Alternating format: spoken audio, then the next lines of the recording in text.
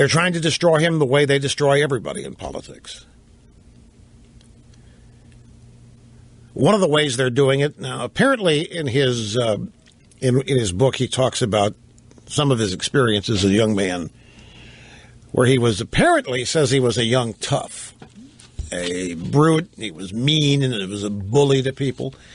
And the media's running around saying, you know what, he's just trying to make himself look tough because he's so boring. We can't find any evidence that he was ever any of that. They're running around trying to find people Carson grew up with.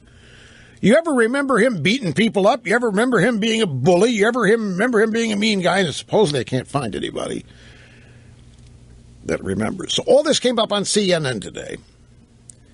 And one of the ways they're going after Carson is evangelical Seventh-day Adventists. Now, Carson does not champion Seventh-day Adventists. He just says that's he's a member, but he's basically just a run-of-the-mill Christian.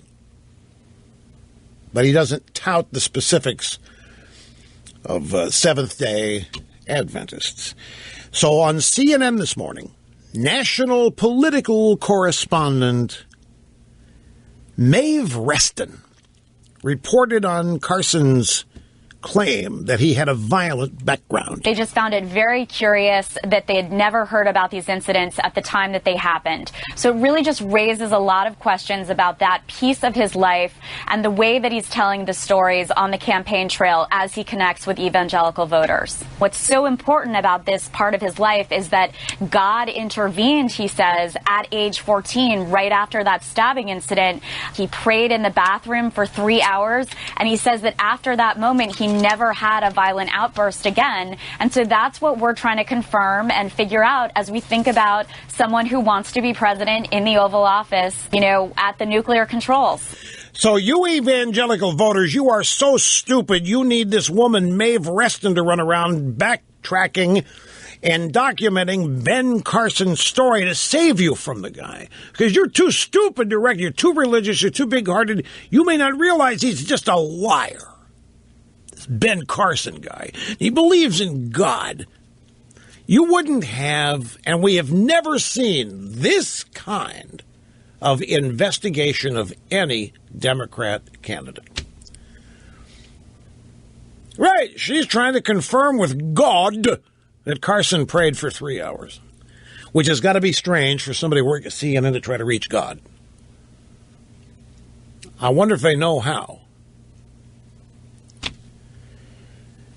Here's Ben Carson himself this afternoon in Miami campaign event. Reporters said the two incidents before your mother, were those classmates? Were they friends? Were they neighbors? How do you characterize? Because our investigation couldn't find these people that you supposedly beat up. Well, why would you be able to find them? What makes you think you would be able to find them? Unless I tell you who they are. If they come forward on their own because of your story, that's fine, but I'm not going to expose them. Well, why would you be able to find them? What makes you think you'd be able to find them unless I tell you who they are?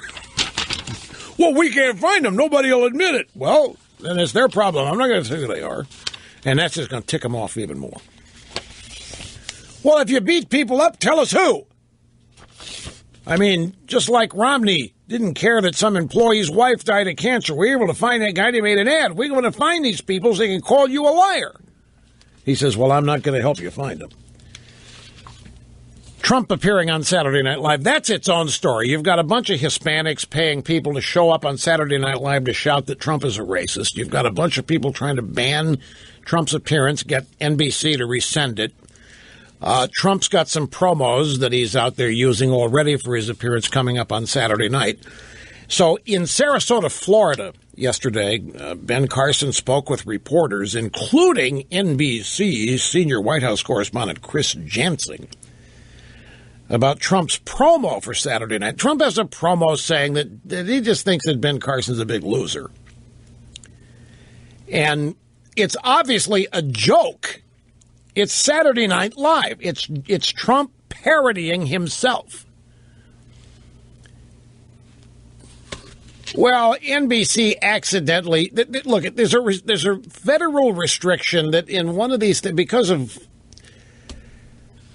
federal election rules that Trump can only talk for 4 seconds about other people on these campaigns without them legitimately claiming they deserve equal time on Saturday Night Live to respond. So in any promo, Trump or anybody, any political guest is given 4 seconds to talk about Jeb, or in this case, Ben Carson or whatever. And NBC is claiming, just like they don't know what happened at 9/11 tape that got edited with the George Zimmerman Trayvon Martin case. They don't know what happened here. But anyway, Chris Jansing and Ben Carson have this exchange here about being made fun of on Saturday Night Live. I would not want equal time on SNL. Do you plan on watching? No. Would you do SNL if asked? No. Why? Because I think the presidency is a very serious thing, and I don't like making light of it like that. I don't want to make fun of the presidency on Saturday Night Live. It's a very serious thing, and I wouldn't go on Saturday Night Live and make fun of it. So I don't want 4 seconds of equal time to respond to Trump. Then yesterday in Fort Myers, down the road from Sarasota, reporters talking to Carson about Trump's promo for Saturday Night Live, in which he called Carson a loser. And Carson said this. I discovered when I was in grade school that those tactics really are for grade school, and I've gone far beyond that now. So he's saying, I don't even want to get down in that gutter or that mud. I don't even want to go there. You're not going to suck me into responding to Trump. I'm just not going to do it. Now back to CNN this morning. Correspondent Joe Johns reporting on Carson's allegedly violent past.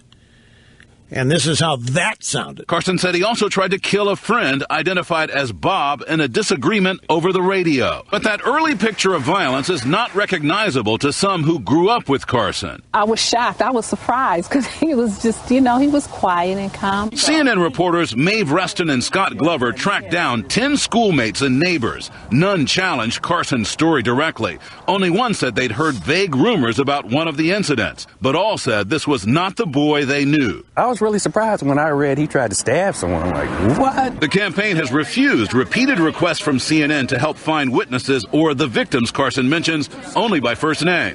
CNN has been unable to locate witnesses or victims. So you see, Carson's out. Now, why would Carson making this stuff up? He didn't stab anybody. He didn't bully anybody. He didn't attack anybody. He didn't beat anybody up. He's making it up. Why? Why are they so curious about this anyway? Well, of course, they'd love to be able to prove him a liar.